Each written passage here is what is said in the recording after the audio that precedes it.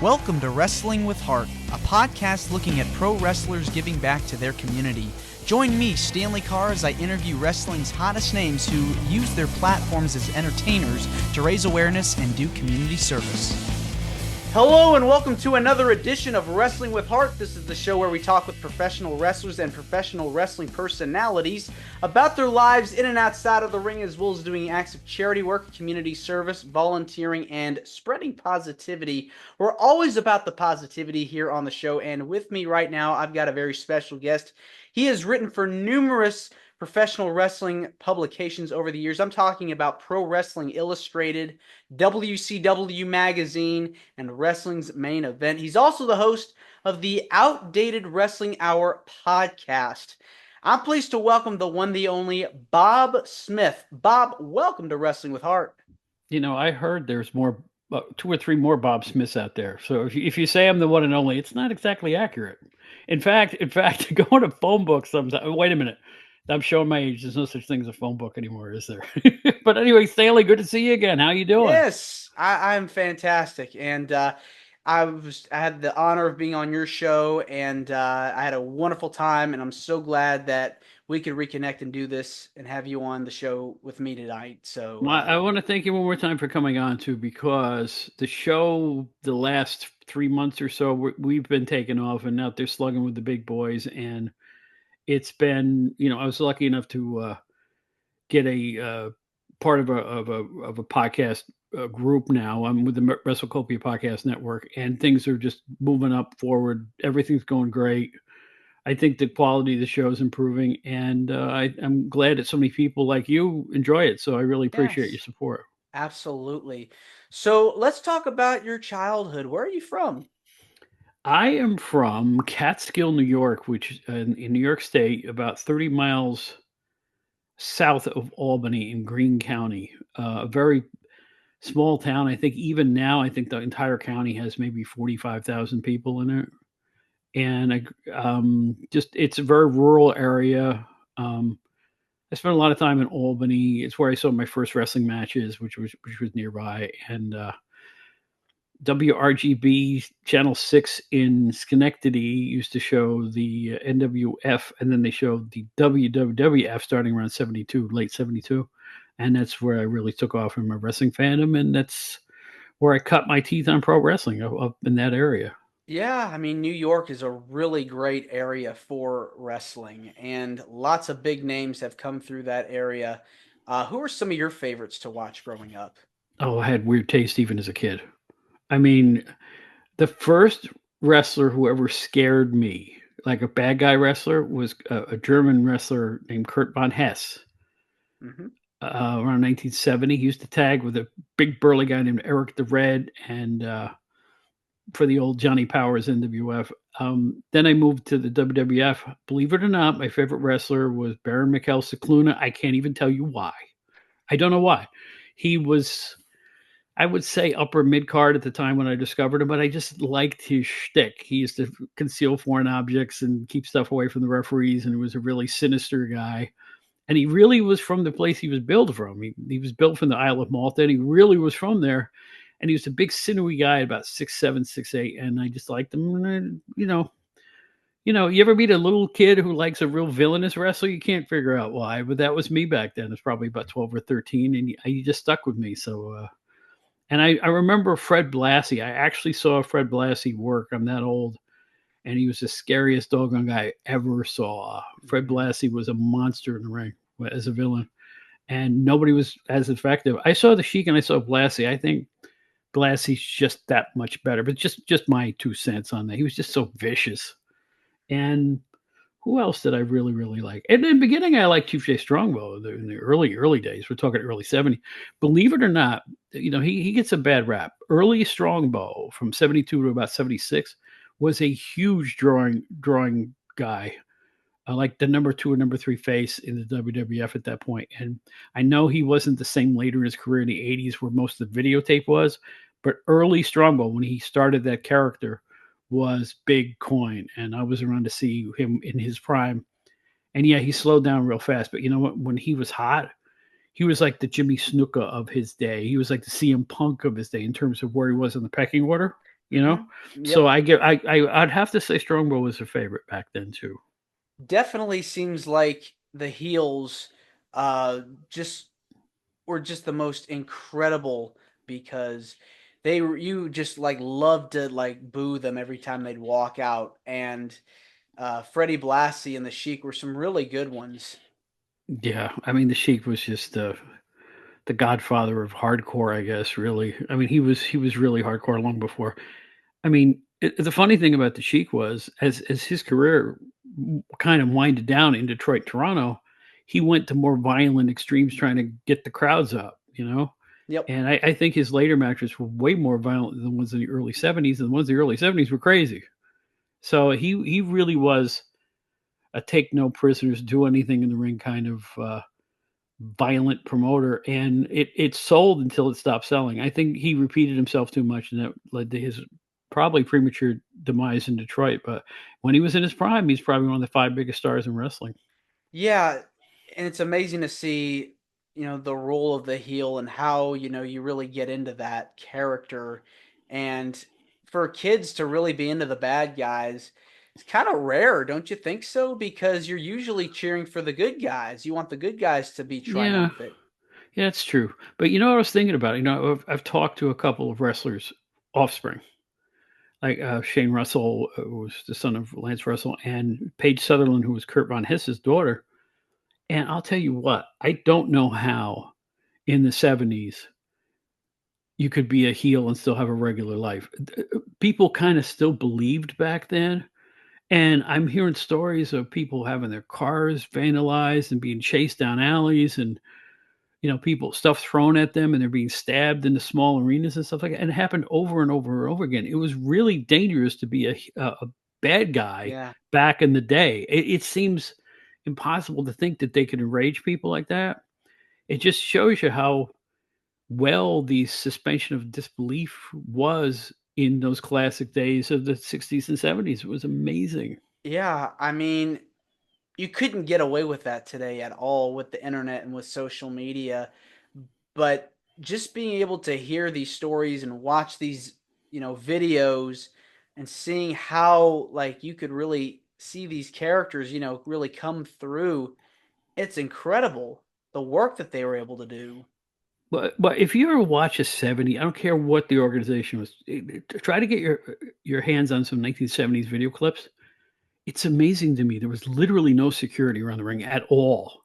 You see maybe a couple cops in the sides, but there was no ring barrier.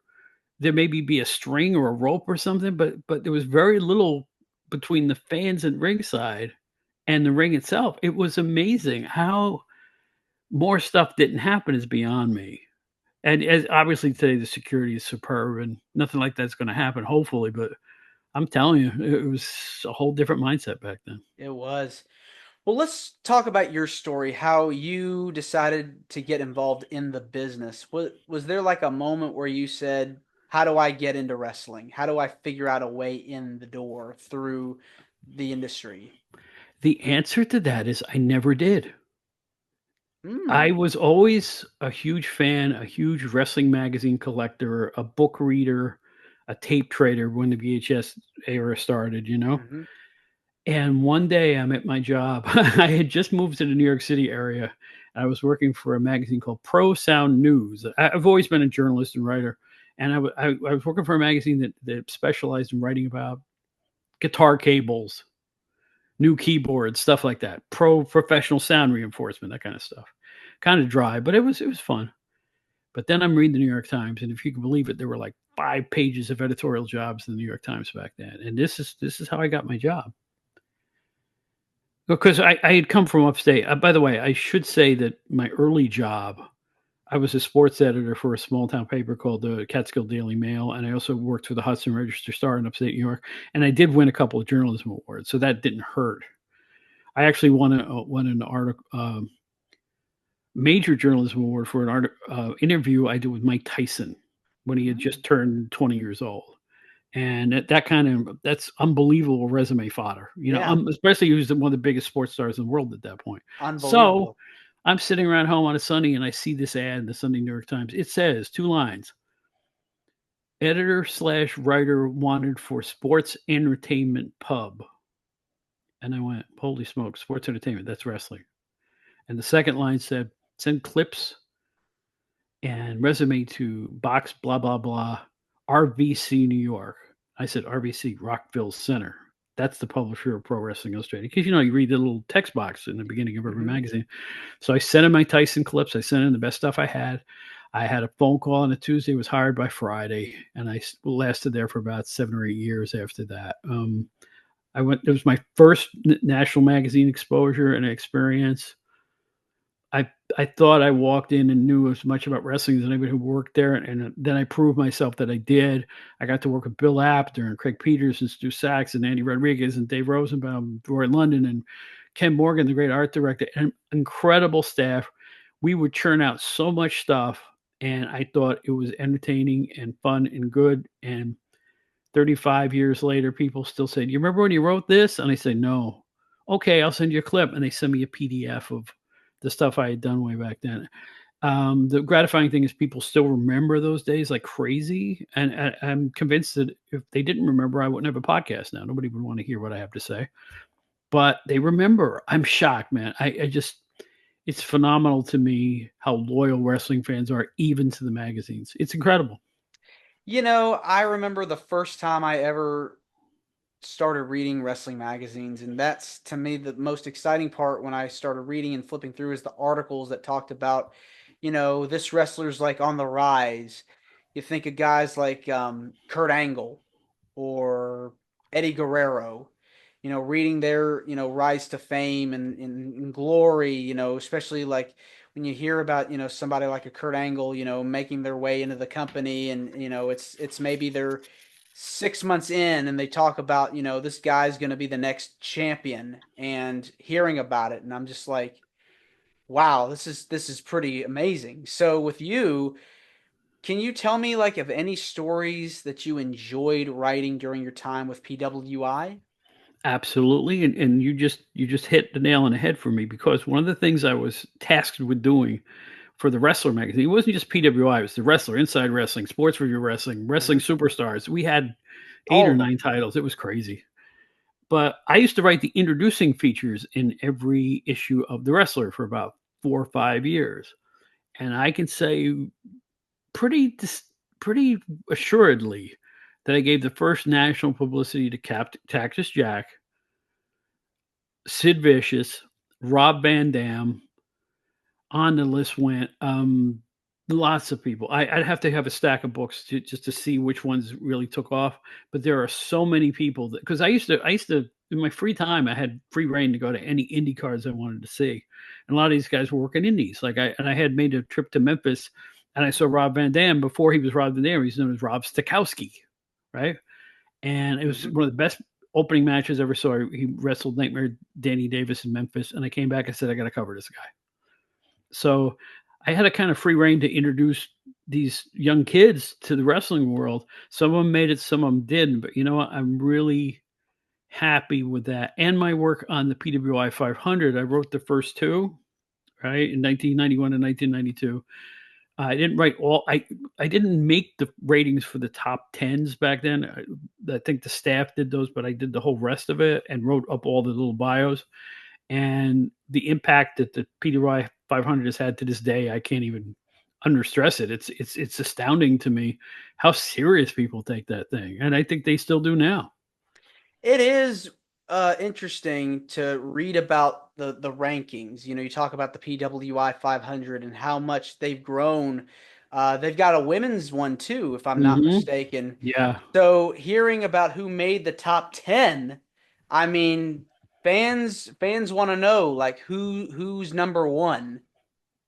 one thing that gets me though is that fans and observers over the years would say things like, "Hey, it's all the promoters that told them to put this guy there and this guy over here, and the tag teams. It's all the pro." No, we really took it seriously as a sport. We would get clippings and match results from all over the country. Every Monday was results day, and Bill Apter would get results from all over the country, and Andy Rodriguez was on the phone with people, and I was on the phone with people, and every Monday we got results, and we would sit there and I would compile these wins and losses. So every top 10 you ever saw, including the top 10 rankings of the overall top 10 and the top 10s in the individual places, were all based on legitimate one loss records. I insist that was the case. No, no, some guy told me. I don't care what some guy told you. That's the way we did it. Everything was done as a sport. We were serious about that. And I just want people to know that. People think everything's all made up and fluffy and, oh, this is just because some promoter. No, absolutely not. I mean, it was, and the same goes for the results of the year-end awards. That was all the fans' choices, not ours. Guaranteed. I don't care what anybody says. That stuff was legit. So there you go. And you have to, I mean, it takes time to plan all that stuff out because you got to watch, all these different matches and Mhm. watch out for certain wrestlers to see which ones would be up there, which ones, ranking them and everything. It's hard, I'd imagine with that.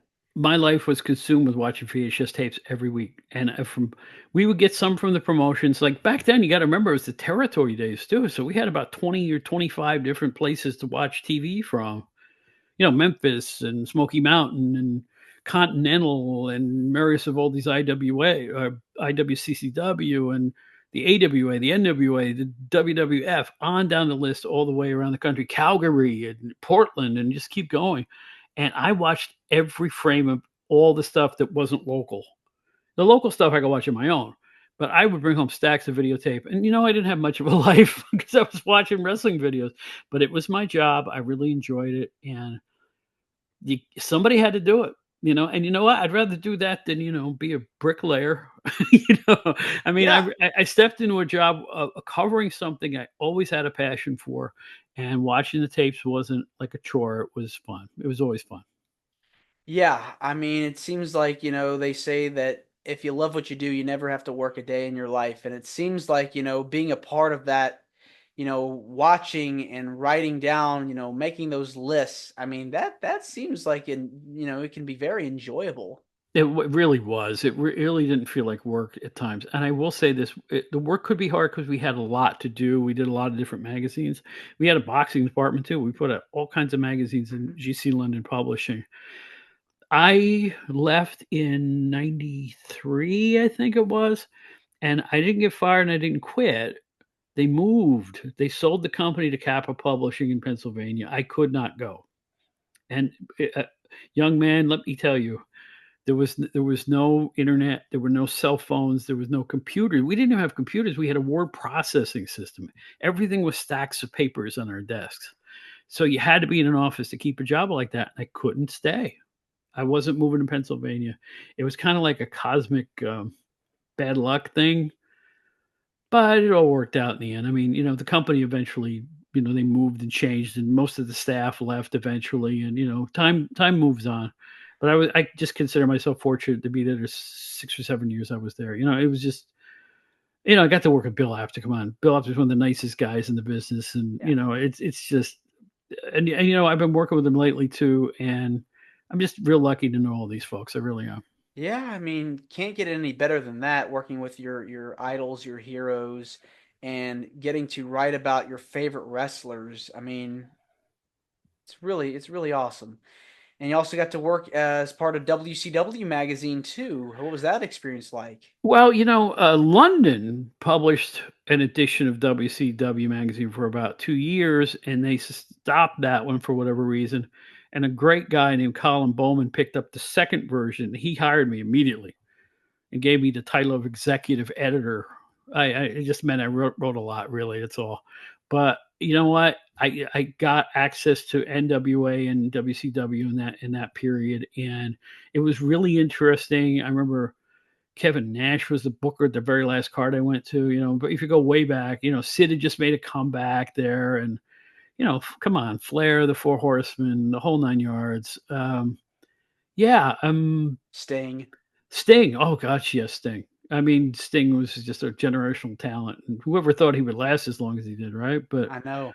no, it was. I liked the bunch there, but they always had Well, everybody knows this. They always had one management company, then another manager, then another head of whatever was going on. Bill Watson, Jim Hurd, on and on. You just went around in a Rotation. circle. Yeah, and it just rotated.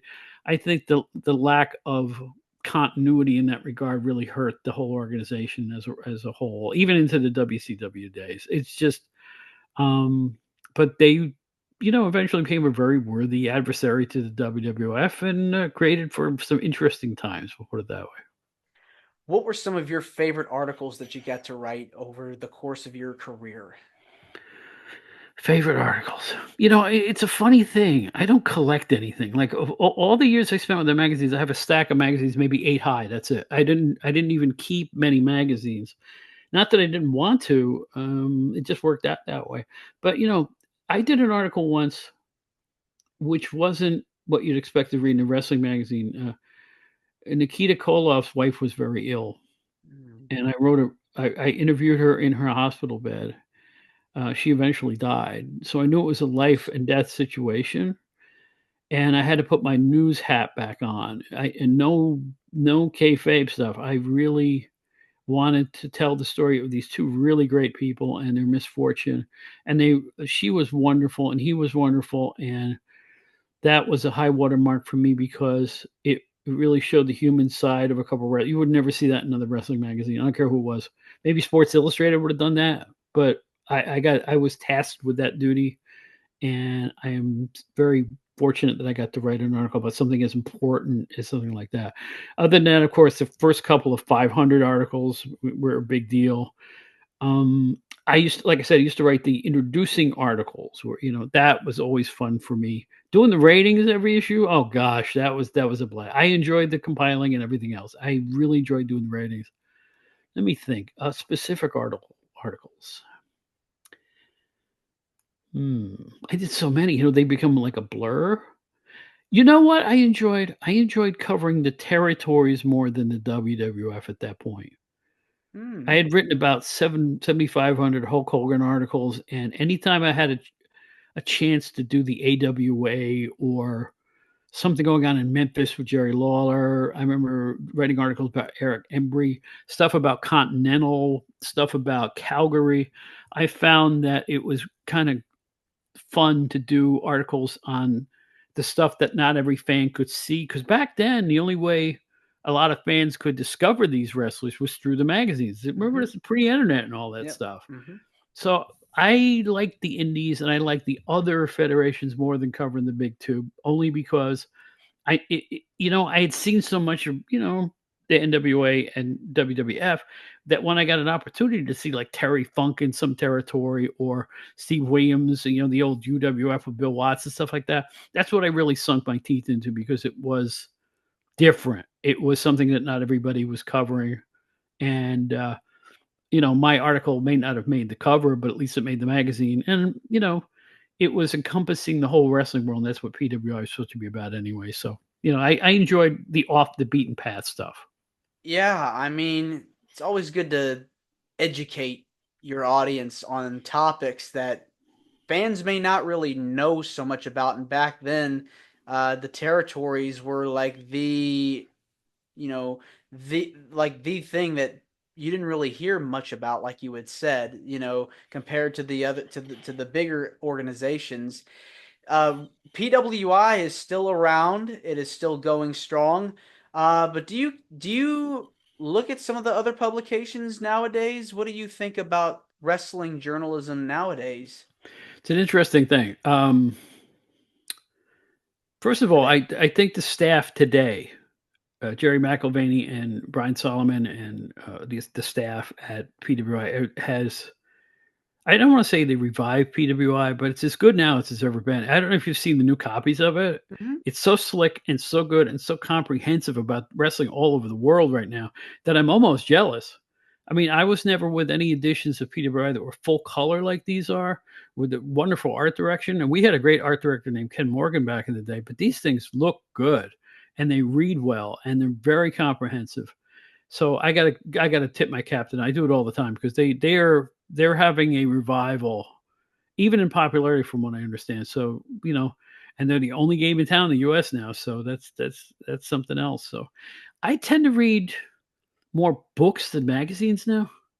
To me, wrestling books are the new magazines because they're the ones that have the freedom to look back at things. Like there's some writers, Brian R. Solomon wrote the book about the Sheik. There's some other really great books. Who did I just talk to? I'm talking to authors. I've had about 7 or 8 different wrestling authors on my show, and they've all been excellent in different ways. In fact, I have another one coming up pretty soon. The books about the Sheik, the 2 Steve Kern autobiographies, which are really excellent. Better than I thought they were going to be because, it's usually I did this, I did that. No, it's personal stuff mixed in with, the exploits in the ring. I think the titles a guy wins is only half the story of a wrestler's career. And so to me, I read more books than websites. Does that make sense to you? Because now websites are what magazines used to be. And I'm kind of disappointed in most wrestling websites, to be honest with you. I think they copy each other and I think they get a lot of facts wrong and there's too much opinion on there. I just want the meat and potatoes. I've always been an agate guy. I prefer the facts and figures to opinion. And so that's why I like historical books better than what's going on today. And I'm not putting anybody down. It's my own personal taste in that regard. Yeah, I mean everybody's got their thoughts on different things, different subjects. So I think that wrestling journalism, I think, is as big as it's ever been with the internet, with the rise of that. So it's different now though than it used to be. Hmm. Yeah.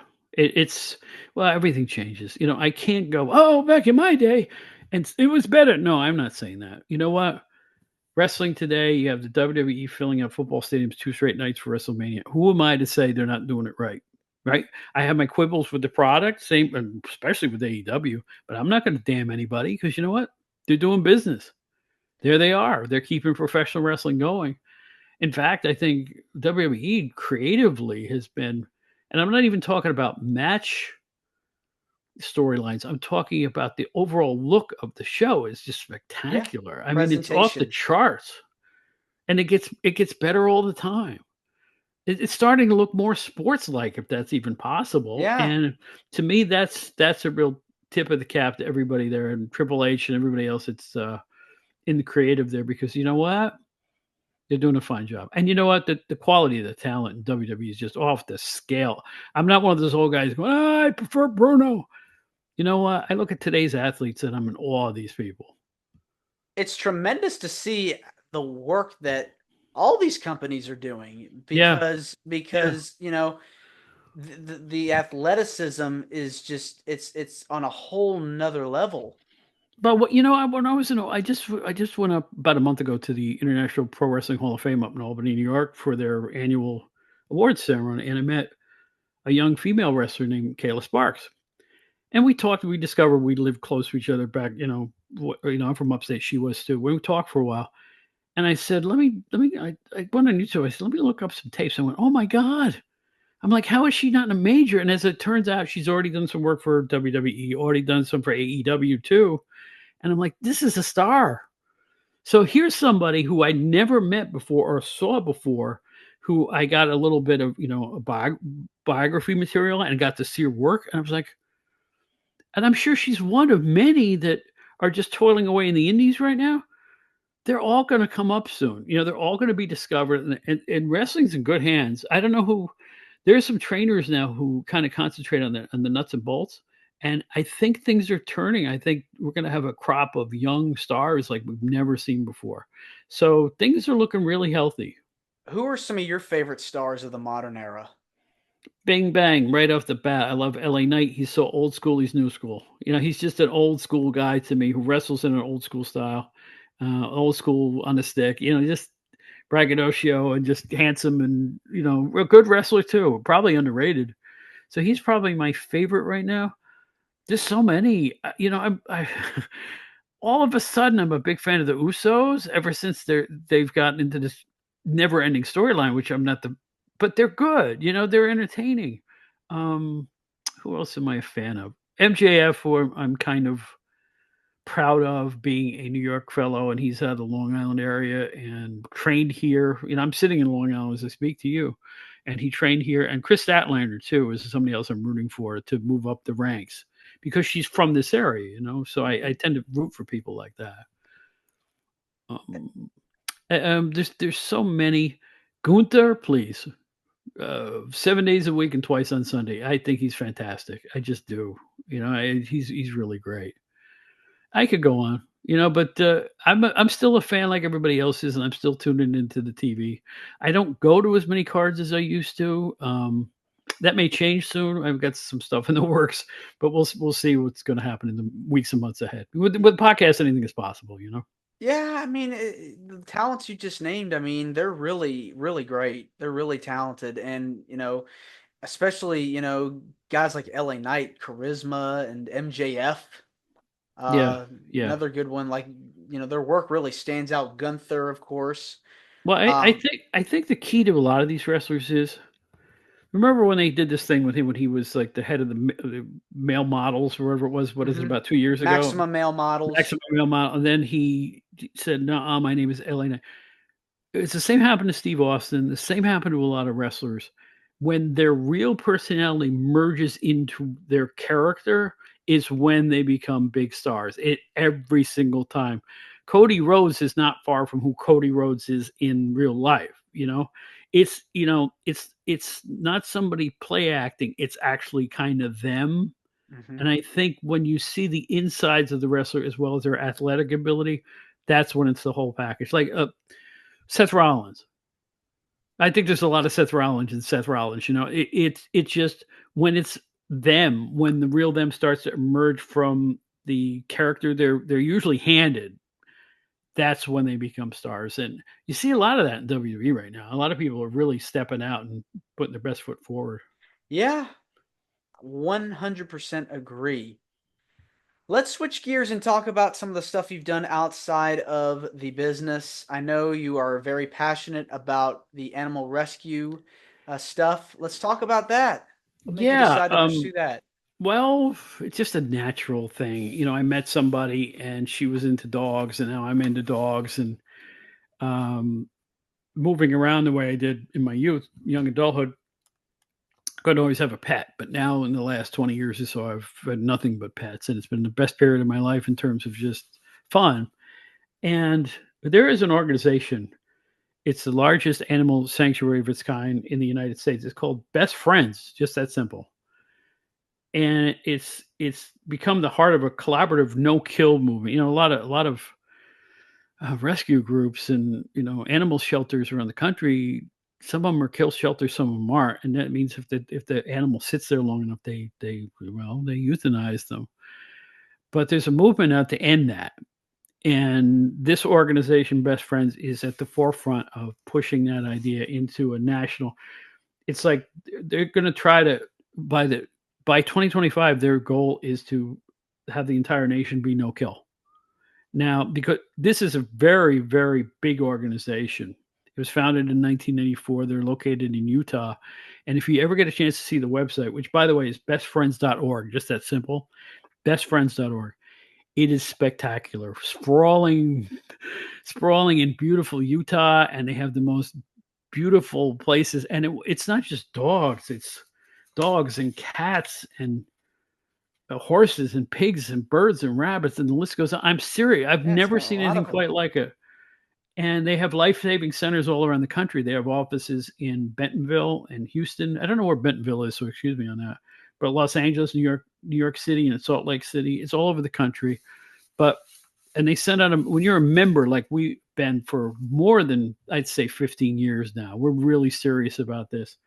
Um, they're doing their best to place these wonderful animals and give them good lives while they're at this incredible sanctuary, and spread their knowledge bank out in conjunction with other organizations so animals from all over the country get adopted through their auspices. It's fantastic. It's called, like I say, it's called bestfriends.org. If you love dogs, you love cats, and you have your own favorite animal at home like we do, you'll be into this. And it just feels good to know that there are real angels on this earth when it comes to animals. The links that some police departments and humane societies and even New York City has an animal component to the police department. the work these people do. You ever see a news report of a dog being rescued out of a well or something like it's unbelievable how nice people can be, and it shows the best in humanity. And I'm all for that, and I'm all for Best Friends. They're an amazing organization. I hope just log on there, take a look at the unbelievable website, become a member if you're so inspired. I can't give them a higher recommendation. And you know what? It's no bull. They do what they say they do, and it's really great. Yeah, it seems like it's an amazing organization. Do you remember any events you can recall of going to the centers or partaking in any events to help raise money for any causes? I haven't been to Best Friends yet, but our plans is to go to Utah and spend a week or two, visit the people, talk to the people there, and learn even more about what's going on because we're such fans of it, and it looks like doggy heaven. I mean, it's we're huge dog and cat fanciers, and our goal as a vacation will be to go and visit. And you people can do that, by the way. You can come and visit, learn about the organization, and that's exactly what we're going to do. But well, like I said, we have been avid supporters for probably 15 years at this point, maybe longer than that. So that's where we're at with that. Yeah. So you had mentioned outside of that though, or in addition to that, you've also adopted pets as well? Oh yeah, lately we've taken to adopting senior pets, which is wonderful and awful at the same time because you'll adopt a lot of these animals were from all over the country. We had a dog that was from Tennessee. We had cats from different areas around the country, and the problem is you don't really know how old they are a lot. A lot of times a veterinarian will guess how old they are. We were told that one dog that we adopted was 7.5 and turned out to be all of 13, and we only got 18 months out of the poor old boy. But you know what? What we did was we made sure those last 18 months were the best time he ever had in his life. And the same goes for the cats. And we fell in love with this one Nebulon cat named Izzy, who we got 4 years out of, and it could have never been enough. But again, we didn't really know how old she was. The guess was that she was around 8 to begin with. So it's bittersweet because you have wonderful times with them, but you don't see the puppydom. You don't see all the stuff that goes along with being an adopter of a baby animal. But I will say this: it's somewhat gratifying to give an animal a great life on the way out. And I've known people that have adopted pets that are like dogs that are like 13, 14, 15 years old. And I think that's really being heroic because nobody wants an old dog, but they still get taken. And I wholeheartedly recommend that if you want a pet, but you don't want to go through the struggles of a wild little kitten or a barky little dog, try a senior pet because you can avoid the mess and still get a lot of fun out of them. So I don't know what Yeah. else to say other than that. Yeah, I mean, everybody deserves love. All creatures, humans, animals, we all deserve affection. And so I think that's really nice that you're able to do that and make the most out of it. Yeah, we're up to 5 now. 5 senior animals we've Five. adopted in Oh, total. wow. Yeah. Hmm. It's pretty cool, though. Yeah. Like I say, nobody ever wants the old one, or the older one even. They want the cute little puppy, the little kitten. But I will say that we've had 2 cats in a row that don't scratch the furniture, we'll put it that way. There are advantages to it, it's Yeah. like you they don't it sounds like a little thing, but anyone who's ever had a kitten will tell you they will run you ragged, kittens. They will burrow into your furniture, and you can't find them for a day and a half, and then they suddenly appear, and they will scratch up stuff and rip things apart, and little puppies will do that too, and Yeah. puppies have razor sharp teeth that can really sting. So Yeah. it's like you take the good with the bad. I mean, like I said, the dog we adopted from North Shore Animal League, that was a puppy and that was an adventure. She was hell puppy, but the greatest dog we ever had. She was fantastic. Her name was Belle, and we miss you, Belle. She was the best. She was a Mm. shepherd chow chow mix. I sound like such a softie, don't I? Jeez. That's adorable, you know? It really is. You gotta love them. You really do. What is it about animal rescue and giving back to your community that gives you the most joy? That's a good question. The bond between a pet and a human being is a strange thing because every time we lose one of these senior pets, and they do go much faster than you want them to. But it's almost a similar grief that it is to losing a relative, a human being. And I think the reason for that is that pets become part of your daily scenery, part of your daily life. They're always in the same place, and you develop a rhythm with a pet. This is feeding time. This is sleep time. Oh, Saturday is park day. Sunday we're going to do this. Oh, we need a dog walker because we're going to go to the movie. All this kind of stuff. So it becomes part of your rhythm. It becomes part of what you do, and I think that adds a lot to life. It Uh, adds structure to your life, it adds responsibility to your life. I think if I can attribute one thing to pet ownership, it's made me a more responsible, patient person in my older age. Like, because I've moved 1,000 times and had a bunch of different jobs. So now that I'm settled down, it gave me an opportunity to get more centered. And I think the pets help with that because it's like, and they can be very calming. If you're in a bad mood, they'll come over to you and nuzzle you. uh, It's like, it's just, it adds a spice to life that nothing else I've ever been through is similar to. sure. And Yeah, it's great that people love each other in it, but I don't know, when a pet chooses you, it's a nice feeling. it And even if you definitely go is. and adopt a pet, but when the pet starts to really get fond of you, that's a bond that's unshakable. And they are loyal. That's the big thing. A dog is the most loyal creature on the face of the planet. I mean, it's almost incalculable how loyal there are from the Hachi story in Japan all the way around the world, of the tales of the loyalty of dogs to their, I hate to use the master, but that's the term. um it's really heartwarming. It's just unlike anything else I've experienced in life. Yeah, it definitely seems like it is. Um, Before we go, let's talk about your podcast. What made you want to decide to get into podcasting and starting up the Outdated Wrestling Hour? Dogs. No, I'm just kidding. No, well, I was on someone else's podcast throughout the year of, I think, 2021. And then when that associated ended, I didn't want to end my podcast career. So January of 2023, yeah, we started the Outdated Wrestling Hour. And we have, it just seemed like a natural extension of my old career. Well, when I left the old podcast, people were contacting me going, "Where are you?" Well, I'm going, "Well, I got all these people asking where I am. I might as well get out there again." So I started my own thing really quickly. And we had some growing pains at the beginning, but I'm proud to state that it just keeps getting better and better in terms of our listenership and the amount of downloads and just the general recognition from other podcasters and wrestlers and the general public. That's the main thing. We can all just listen to each other's podcasts and we're blue in the face. You want to get people who you don't know to listen to your show. That's the main thing. And the Mhm. fact that we have attracted the audience that we've had. I mean, we're out there slugging away. We're chartable. We've never not charted. We'll put it that way. We've been as high as number 25. I mean, we slug with the big boys. And it's like, I think we're doing something a little different because I don't care about controversy. I don't care about backstage stuff.